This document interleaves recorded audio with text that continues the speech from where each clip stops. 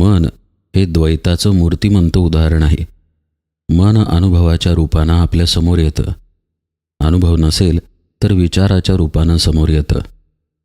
म्हणजे काय? ध्यानामध्ये माझ्यामध्ये विचार सुरू आहेत हे सुद्धा आपल्याला मनातून कळतं. म्हणजे मन तिथे आहे. विचार नाहीत हे सुद्धा आपल्याला मनातूनच कळतं. म्हणजे तिथेही मन आहे. म्हणजे विचाराचा आणि निर्विचारतेचाही साक्षी तिथे मन आहे. हे जे मन आहे ते बाजूला टाकायला सद्गुरू शिकवतात. आणि आपल्याला तर मगाशी पाहिल्याप्रमाणे अनुभवामध्ये राहण्याची आणि अनुभवाला धरून जगण्याची सवय आहे. त्यामुळे इथे साधकाचा धीर सुटतो. धीर सुटतो कारण कोणताच अनुभव येत नाही असं तरी वाटतं, किंवा अनुभवाला बाजूला टाकता येत नाही म्हणून धीर सुटतो. अनुभव येणार म्हणजे काय होणार?